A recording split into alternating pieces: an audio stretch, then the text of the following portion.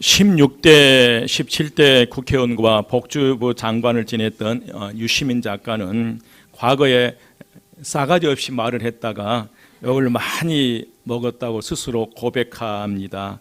늘 말 때문에 욕을 많이 먹는 자신을 향해서 어떤 분이 꼭 세 가지, 말하기 전에 세 가지를 꼭 기억하면서 말하라고 당부했다고 합니다. 그 첫 번째가 지금 하려고 하는 말이 옳은 말인가? 이 말이 옳은가? 그게 옳다고 생각되면 그 다음 말을 하는데 그러면 할 수도 있다는 것인데 다음 단계에서 이제 말을 할지 말지를 결정할 때 두 번째로 지금 꼭 필요한 말인가? 상대방에게 그 꼭 필요한 말인가를 생각해 보라는 것입니다. 그리고 정말 필요한 말이라면 그러면 세 번째로 하려고 하는 말이 친절한 말인가? 이 세 가지를 꼭 생각하면서 말을 하라고 부탁했다고 합니다. 그러면서 이제 유시민 작가는 만약에 국회의원 하기 전에 이 얘기를 들었다면 자신은 훨씬 더 좋은 사람이 됐을 것이다 라고 고백하더라고요. 여러분 그렇습니다. 지금 우리가 사용하고 있는 말이 옳은 말인가? 꼭 상대방에게 필요한 말인가? 친절한 말인가? 여러분 2000년 전에 부활하신 주님께서는 옳은 말, 필요한 말, 친절한 말을 하신 분이신 줄 믿습니다. 부활하신 예수님께서는 유대인들이 두려워서 문을 닫고 숨어 있는 제자들에게 찾아오십니다. 그 가운데 서서 이렇게 말씀하셔요. 19절 말씀에 이날 곧 안식구 첫날 저녁 때에 제자들이 유대인들을 두려워하여 모인 곳에 문들을 닫았더니 예수께서 가운데 서서 이르시되 부활하신 예수님께서는 유대인들이 두려워서 숨어있는 제자들을 바라보면서 어떤 말을 하셨을까? 어떤 말을 하고 싶으셨을까? 정말 유대인들이 두려워서 죽음의 공포가 두려워서 숨어있는 이들을 그 현장에 그 벽을 뚫고 그 현장에 오셨던 주님께서 그들에게 어떤 말을 하고 싶었을까? 어쩌면 예수님께서 책적을 맞으시며 십자가에 피 흘리시며 죽어갈 때에 그 예수를 부인하기도 하고 도망갔던 제자들을 한 제자 살펴보면서 책망하고 싶은 마음이 주님의 마음이셨을 거예요. 예수님께서 고난을 받으시고 십자가의 길을 가신다고 말씀하셨을 때 베드로는 주와 함께 죽을지언정 결코 주를 부인하지 않겠습니다 라고 장담했고 다른 제자들도 베드로처럼 그런 장담을 했던 거예요. 그런데 실제로 예수님께서 십자가의 길을 갈 때에 베드로는 예수를 부인했고 다른 제자들은 다 도망가 버렸어요. 그들의 현장 속에 주님이 찾아온 거예요. 여러분 그래서 그들을 바라보면서 주님께서 하고 싶은 말이 있지만 그러나 예수님은 하고 싶은 말을 안 하셨다는 거예요. 예수님께서는 제자들에게 하고 싶은 말을 하시는 것이 아니라 제자들에게 정말 필요한 말씀을 해주신 거예요. 제자들이 닫힌 문을 스스로 열고 나오도록 제자들에게 진짜 필요한 말씀을 해주시는 거예요. 여러분 우리가 살아가면서 하고 싶은 말을 다 하고 살아간다면 얼마나 속이 시원하겠습니까? 내 속에 있는 말을 상대방에게 거침없이 하면 얼마나 속이 시원하겠습니까? 하지만 여러분 문제는 결코 해결되지 않는다는 거예요. 내가 하고 싶은 말을 함으로써 상대방의 변화를 요구하지만 그러나 결코 변화는 일어나지 않습니다. 하나님의 자녀인 우리가 하고 싶은 말을 시원하게 하면서 살아가는 것이 아니라 사랑하는 사람들에게 꼭 필요한 말, 생명을 살리는 말, 닫힌 마음의 문이 열리는 말을 하는 저와 여러분 되시기를 주의 이름으로 축원드립니다. 우리는 늘 하고 싶은 말만 하고 살아가요. 그런데 상황은 변화되지 않아요. 늘 하고 싶은 말을 하는데 그리고 변화되기 위해서 내가 하고 싶은 말을 하며 살아가는데 주변은 변화되지 않고 자녀들은 변화되지 않고 여전히 그렇게 있는 거예요. 그래서 오늘은 예수님께서 유대인들이 두려워서 숨어 들어간 제자들을 찾아가서 제자들에게 하신 말씀을 살펴보면서 오늘 저와 여러분에게 큰 은혜가 임하시기를 주의 이름으로 축원드립니다. 그 첫 번째로 주님께서 제자들에게 찾아가서 첫 번째로 주신 말씀이 너희에게 평강이 있을지어다. 우리가 사는 환경에는 언제나 여러분 평강이 없습니다. 언제나 두려움과 걱정이 쌓여 있고요.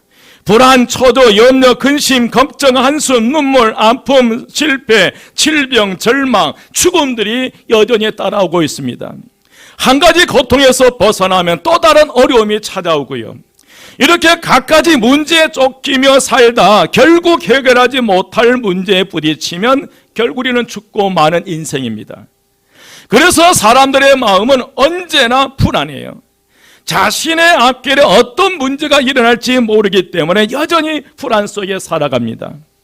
그런데 이 두려움들 중에서 가장 크게 사람들에게 두려움을 주는 것은 바로 죽음입니다. 죽음만큼 그 사람을 무섭게 만들고 당하게 만들고 불안하게 만드는 것은 없을 것입니다. 오늘 본문 19절에서도 제자들은 예수님을 십자가에 죽인 유대인들이 두려워서 집으로 들어가 문을 굳게 닫고 함께 모여 있습니다. 사실 여러분, 제자들은 예수님께서 부활하신 사실을 알았을까요? 몰랐을까요? 어땠을 것 같아요? 여러분, 분명한 사실은 예수님께서 부활하신 사실을 다 알고 있었어요. 막달라 마리아를 통해서 이미 그 소문이 예루살렘에 났고요. 그리고 부활하신 그 예수, 십자가에 죽으신 그 예수가 부활하셨다는 사실을 들은 거예요. 하지만 부활하신 주님께서 이 죽음이 두려워서 부활하신 주님의 소문보다도 이 죽음이 더 두려운 거예요. 그래서인지 집 안으로 들어오는 모든 문을 굳게 닫아버렸어요. 하지만 부활하신 주님께서는 죽음이 두려워 문을 닫았더라도, 살아가는 힘들어 마음의 문을 굳게 닫았더라도 우리 주님께서는 결코 포기하지 아니하시고 완전히 차단된 문들을 관통하면서 두려움에 사로잡힌 그 제자들에게 찾아오신 줄 믿습니다. 그러면서 너희에게 뭐가 있을지어다? 평강이 있을지어다. 여러분, 우리가 하나님 믿는 것보다도 죽음이 더 두려우면 우리는 하나님 제대로 믿지 못하는 거예요. 우리가 신앙생활을 하는데 세상에 있는 그런 일들이 더 우리가 무서움의 공포가 있으면 제대로 신앙생활을 하지 못하고 그 두려움 속에 우리는 사로잡혀 있을 것입니다. 어찌 보면 방 안에 숨어있는 제자들에게는 책망보다는 죄와 허물을 지적당하는 것보다는, 실수를 지적당하는 것보다는 가장 필요한 것은 위로와 격려의 말이었습니다. 왜냐하면 그들에게도 말 못할 큰 상처와 아픔이 그 마음을 짓누르고 있기 때문에 그래요. 여러분, 베드로를 한번 생각해 보십시오. 그렇게 장담했던 베드로인데, 그런데 예수님이 십자가에 죽어갈 때 예수를 저주하면서 부인했거든요. 예수님께서 십자가에 피 한 방울 남기지 않고 다 쏟을 때에 모든 제자들은 그 자리를 지키지 못하고 다 도망갔거든요. 그래서 이 제자들은 그 죄책감, 그 상처 아픔이 마음을 짓눌러서 스스로 마음의 문을 닫고 이 문을 다 닫아버리고 숨어 있는 거예요. 그래서 이들에게 진짜 필요한 것은 왜 너 나를 부인했냐, 왜 너희들 도망갔냐는 지적이 아니라, 정죄가 아니라 그들에게도 상처가 치유받을 수 있는 이 죄책감으로부터 벗어날 수 있는 위로와 격려가 필요한 줄 믿습니다. 여러분, 그래서 그들에게 정작 필요한 것은 편안과 평화와 평강이었습니다. 제자들이 두려움을 이겨낼 만큼 믿음에 성장한 뒤에 비로소 예수님이 그들을 찾아간 것은 아니었어요. 여전히 두려워하고 있을 바로 그때 예수님은 그들을 찾아오십니다. 때로는 우리의 삶이 버겁고 너무 힘들어서 우리의 사랑하는 가족들조차 나에게 도움이 되지 못할 때가 있어요. 또한 우리가 중환병에 걸려서 의사들조차 손을 쓰지 못할 수도 있다는 거예요. 그럴 때에 부활하신 주님께서는 우리를 찾아오셔서 너에게 평강이 있을지어다라고 말씀해 주실 줄 믿습니다. 그러면서 20절 말씀 함께 봉독합니다. 20절 말씀 다 같이 시작. 이 말씀을 하시고 손과 옆구리를 보이시니 제자들이 주를 보고 기뻐하더라. 아멘. 아멘. 예수님께서 말씀을 마치시고 손과 옆구리를 제자들에게 보여주셨어요. 이제 제자들은 부활하신 주님을 만나게 됩니다. 여기서 기뻐하다라는 이 말의 의미는 두려워하다는 반대되는 감정의 표현의 말이에요. 두려움이 기쁨으로 바뀐 줄 믿습니다. 여러분, 진정한 변화의 원인은 문 밖의 상황이 바뀌었기 때문에 두려움이 사라진 건 아니에요. 문 밖의 상황은 여전히 두려움이 있어요. 문만 열고 밖으로 나가면 유대인들이 있고요. 그리고 로마 군인들이 돌아다녀요. 그러니까 문 밖의 상황은 전혀 변화가 없이 여전히 그대로 있어요. 그러나 문 안에서의 놀라운 변화가 일어난 줄 믿습니다. 여러분, 두려움이 기쁨으로 변하게 된 이유는 환경의 변화 때문이 아니라 부활하신 주님을 만났기 때문에 변화가 일어난 줄 믿습니다. 두려워 문을 꼭 닫고 있는 삶의 현장에서 부활하신 예수님을 만났기에 기뻐할 수밖에 없었어요. 여러분, 부활의 경험은 바로 이것입니다. 부활의 믿음에 생기니 마음을 덮고 있던 슬픔의 그림자가, 두려움의 그림자가 다 사라지는 거예요. 부활의 믿음에 생기니 마음을 덮고 있는 모든 두려움과 상처, 아픔의 그림자가 사라지게 되고 진정한 기쁨의 샘솟도 솟아난 줄 믿습니다.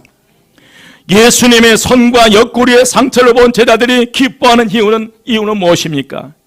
예수님의 손과 옆구리의 상처들이 고통과 아픔과 죽음의 상처가 아니라 이제 부활하신 주님 앞에서는 그 상처들이 오히려 승리의 표식이 되었기 때문에 기쁨으로 변한 거예요. 부활하신 예수 그리스도를 만나기 전에는 여전히 주님의 난 손과 발과 옆구리에 난 상처는 아픔의 상처요, 고통의 상처요, 죽음의 상처였어요. 그런데 주님께서, 부활한 주님께서 그들에게 찾아와서 손과 옆구리를 만져보라는 거예요. 이제 여러분, 부활하신 예수 그리스도를 만난 제자들에게 있어서는 더 이상 그 상처와 아픔과 고통과 죽음이 이들에게 슬픔의 조건이 아니었어요. 부활하신 예수님 뭐 하셨기 때문에요? 부활하셨기 때문에. 부활하신 예수 그리스도가 그 현장에 와서 만져보라고 할 때, 그때 그들이, 제자들이 손과 그 옆구리를 만질 때는 기쁨이 저절로 솟아나 버리는 거예요.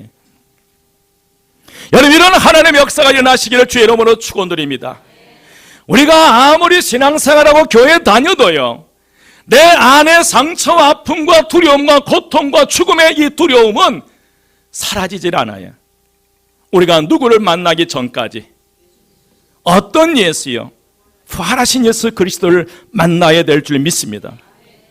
여러분, 힘겨운 인생의 세월을 살아오시면서 생긴 상처와 아픔과 고통이 있으시다면 부활의 믿음으로 극복하는 저와 여러분 되시기를 주의 이름으로 축원드립니다. 오늘 여러분의 중심에 여러분을 괴롭게 하고 힘들게 하는 그 두려움과 상처와 아픔과 고통이 부활하신 예수 그리스도로 말미암아 말끔히 씻는 역사가, 치유 역사가 일어나시기를 주의 이름으로 축원드립니다.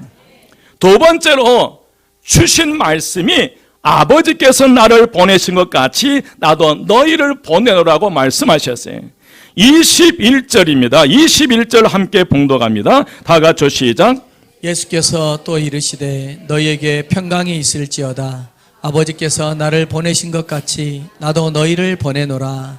아멘. 아멘. 예수님은 제자들에게 두 번씩이나 너희에게 평강이 있을지어다라고 말씀하셨어요. 그런데 왜 예수님은 그들에게 같은 말씀을 두 번이나 하셨을까? 제자들의 삶과 사역의 가장 중요한 일이 바로 평강을 받는 것이에요. 여러분, 평강은 깨진 관계를 회복시켜 주십니다. 한번 따라서 평강은 깨진 관계를 회복시킨다.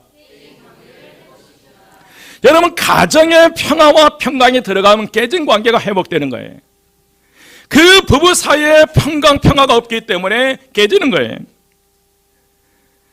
그래서 여러분, 예수님이 주시는 평강을 받지 못한 사람은 여전히 하나님과 화목할 수 없고요, 여전히 죄인으로서 하나님과 원수된 채 살아갈 수밖에 없습니다.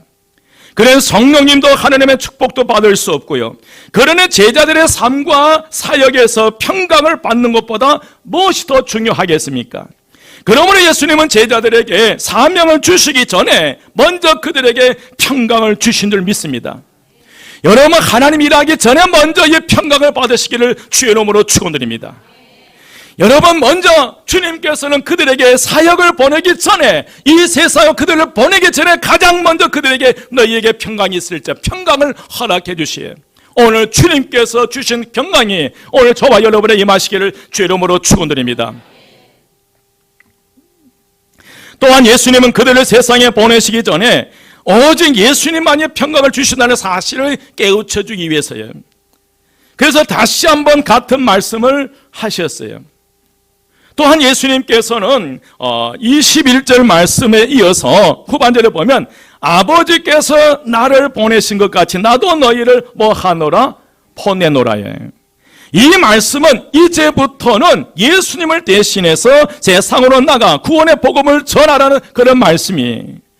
예수님은 하나님의 보내심을 받고 인류 구원의 큰 일을 완성하셨기 때문에 다시 살아나 하나님께 올라가시면서 만민에게 복음을 전할 제자들에게 그 사명을 위탁하신 거예요. 예수님께서는 본래 하나님 우편에 계셨다가 이제 부활하시고 40일 동안 이 땅에 계시다가 제자들이 보는 앞에서 이제 본래 자리 하나님 우편으로 승천하시. 그럼 예수님께서 가시면서 예수님을 대신해서 이 땅에서 예수 그리스도를 증거하는 믿음의 사람들이 있어야 될 텐데 바로 그들이 이 제자들이었어요.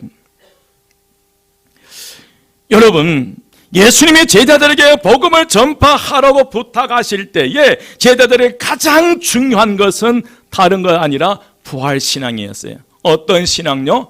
부활신앙이에요. 그래서 예수님이 친히 제자들에게 나타나셔서 다시 사신 자신을 보여주신 줄 믿습니다. 그러므로 부활에 대한 신앙은 예수님의 구원의 복음을 두려움 없이 세상 사람들에게 전파할 수 있는 원동력이 되는 줄 믿습니다.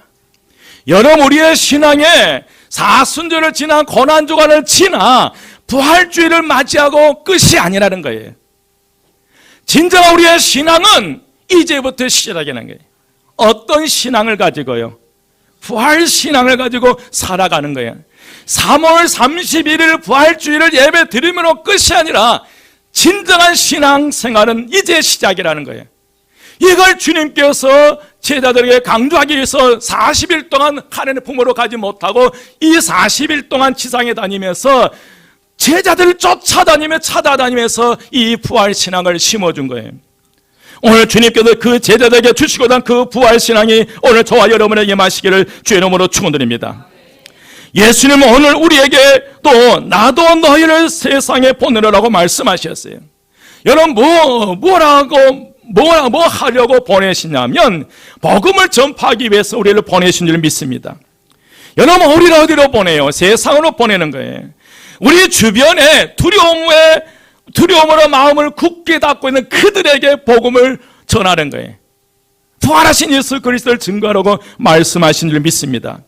여러분이 학생이면 학교에서, 군인이면 군부대에서, 기업가는 기업에서, 가정주부는 가정에서, 공무원은 관공서에서, 회사원은 사무실에서, 기술자는 공장에서, 상인은 가게에서 예수 그리스도를 증거하는 믿음의 삶을 살아가야 될 줄 믿습니다.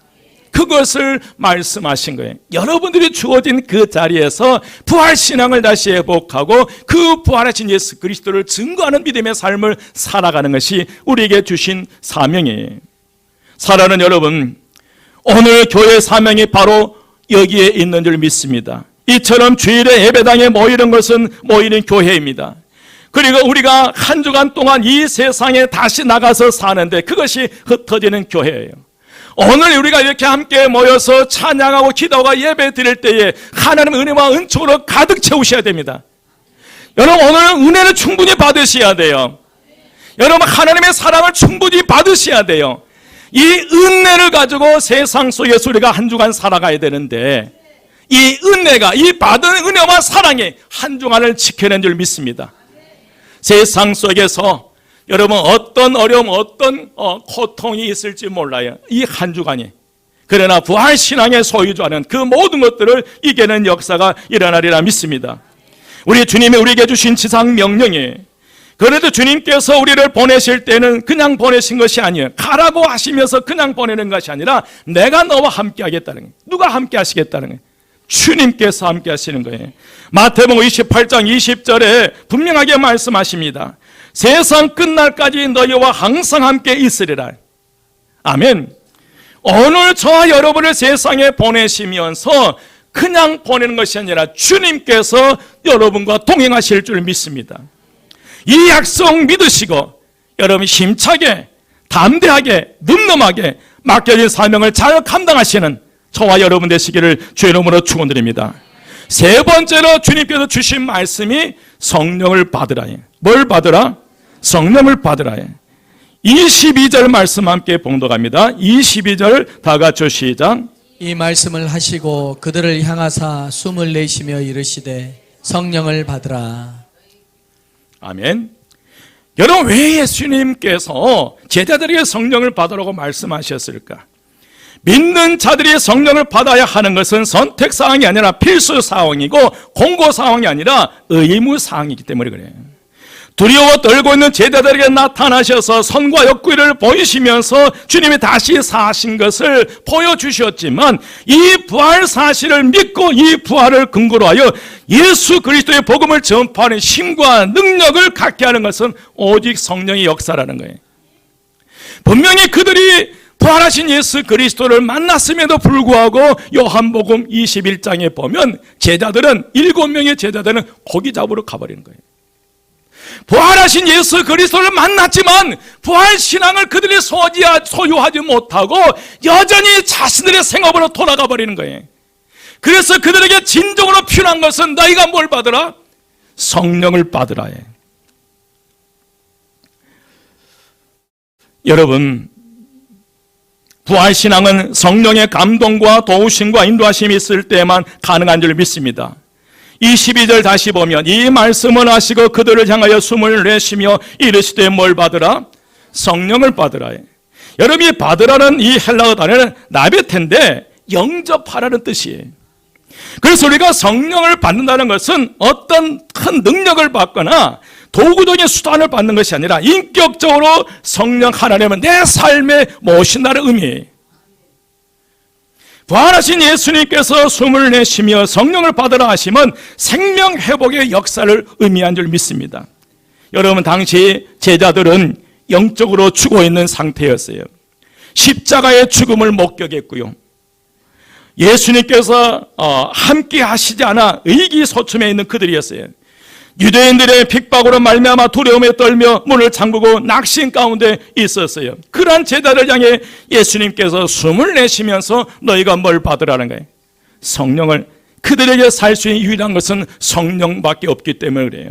사랑하는 여러분, 성령을 받은 사람은 기도에 힘쓰고 예배 생활에 힘쓰고 전도와 봉사에 힘쓴 줄 믿습니다. 그의 심령 안에 누가 거하시기 때문에요. 성령님이 거하시기 때문에 그렇습니다. 여러분, 성령 받은 사람은 아름답습니다. 표정이 아름답고 생활과 일이 은혜로 채워집니다. 그가 서 있는 곳에 그리스도의 향기가 풍기고 그가 앉았던 자리에 사랑의 꽃이 핀 줄 믿습니다. 성령이만 사람은 사람을 세워주고요, 연약한 성도를 붙들어주고요, 믿음이 어린 성도를 이끌어주고요, 부족한 부분을 채워주고요, 넘어진 성도를 가서 이렇게 세워주고요. 그리스도의 영이 그 안에 있기 때문에 이 모든 것이 가능하다는 거예요. 여러분, 성령을 받은 분은 힘들고 어려운 일을 만날 때 절대적으로 주님을 의지하게 됩니다. 시험을 만날 때 기도하며 이겨갑니다.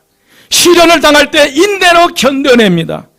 억울한 일을 당할 때 주님의 십자가를 바라보고 기억하면서 살아갑니다. 앞이 캄캄할 때 주님의 인도함을 받고요, 뿐만 아니라 성령님은 우리에게 자신감을 불어넣어주고 긍정적인 마음이 넘치게 하면서 적극적인 생각을 불어넣어주면서 열심히 주의를 하게 해주신 줄 믿습니다. 성령님은 지혜와 지식과 강한 믿음을 우리에게 주시고요, 가난을 극복하고 질병 가운데 절망하지 않으며 각종 신령한 은혜를 체험하게 하고 무엇보다 복음을 전하는 능력을 허락해 주신 줄 믿습니다. 그래서 우리에게 성령을 받으라고 말씀하셨어요. 여러분, 성령은 오직 하나님이 거둬주시는 선물이에요. 여러분, 성령 아멘으로 받으면 되는 줄 믿습니다. 오늘 부활의 주님이 주시는 이 성령을 선물로 받으시기를 주 이름으로 축원드립니다. 옆에 분에게 참 아름답고 곱습니다. 몸에서는 그리스도의 향기가 납니다. 왜 그런지 아세요? 왜 그런지 아세요? 우리가 예수 그리스도를 주님으로 고백하고 영접하면 너희 마음 가운데 아들의 영을 부어주신다고 약속했거든요. 여러분, 우리가 예수를 주님으로 고백하기 때문에 이 자리에 앉아 있고요. 이 자리에 앉아 있는 이 사실 때문에 이미 하나님의 영이 우리 마음 가운데 있습니다. 성령 우리 안에 거하시기 때문에 다시 한번 봐보세요. 또 봐도 아름답습니다. 여러분 몸에서 그리스도의 향기가 나시기를 주의 이름으로 축원드립니다. 네 번째로 주신 말씀이 너희가 네 죄든지 사하면 사해야 될 것이요 그대로 두면 그대로 있으리라고 말씀하셨어요. 이 말씀은 우리가 다른 사람의 죄를 용서할 권한을 갖게 된다는 그런 의미가 아니라 사람은 아무도 다른 사람의 죄를 용서할 권한이 없습니다. 사람의 죄를 용서할 권한은 오직 하나님께만 있는 줄 믿습니다. 이 말씀의 뜻은 바로 너희가 네 죄든지 사하면 사해야 될 것이요 그대로 두면 그대로 있으려는 이 말씀의 뜻은 우리는 다만 하나님의 용서를 전파하고 하나님의 용서를 선언하는 권한이 저와 여러분에게 있다는 거예요. 다시 말씀드리면 회개하는 사람에게는 하나님의 용서에 대해서 알게 하고 회개하지 않으면 하나님의 사랑과 용서를 받을 수 없다는 것을 알려주어야 할 책임과 특권이 우리에게 있다는 그 사실을 널리 전파한다는 거예요. 그러므로 여러분, 교회는 용서의 복음을 널리 전파해야 될 줄 믿습니다. 아무리 큰 죄, 아무리 악한 죄, 아무리 더러운 죄라 할지라도 용서받고 구원받을 수 있으리라 믿습니다. 누구에게 나가면? 주님께 나가면요. 예수님은 바로 이러한 용서의 선언과 말씀을 전파하고 우리에게 부탁하신 줄 믿습니다. 이제 말씀을 마칩니다. 여러분, 우리 그리스도인들은 내가 하고 싶은 말을 속 시원하게 하며 살아가는 것이 아니라 상대방에 용기를 주고 힘을 주고 격려하는 꼭 필요한 말씀을 하실 수 있어야 될 줄 믿습니다. 그럴 때 놀라운 변화가 일어나는 거예요. 여러분, 자녀들에게 내가 하고 싶은 말 할 때 오히려 마음을 닫아버리더라고요. 사랑하는 이들에게 내가 하고 싶은 말을 속 시원하게 했는데 그가 변화되라고 속 시원하게 얘기했는데 점점 그들의 마음의 문을 닫아버리더라고요. 여러분, 예수님은 이건 아셨어요. 그래서 너희에게 평강이 있을지어다 말씀하신 거예요. 저는 우리 교회가 부활하신 주님을 만나 놀라운 변화의 바람이 일어나리라 믿습니다. 우리 주님께서 오늘 저와 여러분에게 선과 역구위를 보이시면서 위로와 격려의 말씀을 해주십니다. 너희에게 평강이 있을지어다. 아버지께서 나를 보내신 것 같이 나도 너희를 보내노라. 성령을 받으라. 너희가 네 죄든지 사하면 사해야 될 것이요 누구의 죄든지 그대로 두면 그대로 있으리라. 여러분, 진정한 변화의 원인은 문 밖의 상황이 바뀌었기 때문이 아니라 문 안에 놀라운 역사가 일어났기 때문에 변화가 일어난 줄 믿습니다. 여러분, 변화는 내 안에서 일어나는 거예요. 여러분, 변화는 우리 집 안에서 일어나는 거예요. 변화는 문 안에서 일어난 줄 믿습니다. 두려움이 기쁨으로 변하게 된 이유는 환경의 변화 때문이 아니라 부활하신 예수를 만났기 때문에 진정한 변화가 일어난 줄 믿습니다. 두려워 문을 꼭 닫고 있는 삶의 현장에서 부활하신 예수님을 만날 때의 기쁨의 역사가 일어난 줄 믿습니다. 여러분, 부활의 경험은 바로 그것입니다. 부활의 믿음에 생기는 마음을 덮고 있던 슬픔과 두려움의 그림자가 사라지게 되고 진정한 기쁨이 솟아난 줄 믿습니다. 예수님의 손과 옆구리의 상처들이 고통과 아픔과 죽음의 상처가 아니라 이제 부활하신 주님 앞에서는 그 상처들을 오히려 승리의 표식이 되시기를 주의 이름으로 축원드립니다. 여러분의 심령 속에 두렵게 하고 공포와 고통과 아픔과 상처로 짓눌러 왔다면 오늘 부활하신 예수 그리스도를 만나시고 그 상처와 아픔과 고통이 나를 괴롭히고 내 사랑하는 이들을 괴롭히는 그 고통이 아니라 그 고통이 부활하신 예수 그리스도를 만나 그 고통이 미래를 새롭게 열어가는 새 희망이 되시기를 주의 이름으로 축원드립니다. 아픔과 고통과 상처가 부활하신 예수 그리스도를 만남으로 간증의 주인공이 되시기를 주의 이름으로 축원드립니다. 부활하신 주님을 만난 저와 여러분은 이제부터 내가 하고 싶은 말이 아니라 영혼을 살리고 생명을 살리고 꼭 필요한 말씀을 통해서 위로자와 격려자가 되시기를 주의 이름으로 축원드립니다. 옆에 분에게 얘기합니다. 내가 당신의 위로자가 되겠습니다. 앞으로는 하고 싶은 말을 꼭 참고 주님께서 주신 지혜의 말씀으로 당신에게 드리겠습니다. 아멘. 기도하겠습니다. 부활이여 생명이 되신 우리 주 예수 그리스도의 은혜와 하나님의 크신 사랑하심과 성령님의 감화 감동 충만 역사하심이 부활 신앙을 다시 회복하고 주님께서 주신 생명의 말씀을 증거하기 위해서 다시 다짐하고 세상으로 나가기 원하는 저희 모든 성도들 머리 위와 그의 가정과 그의 석과 모든 것 위에 지금부터 영혼까지 함께 하시기를 간절히 축원드리옵나이다. 아멘.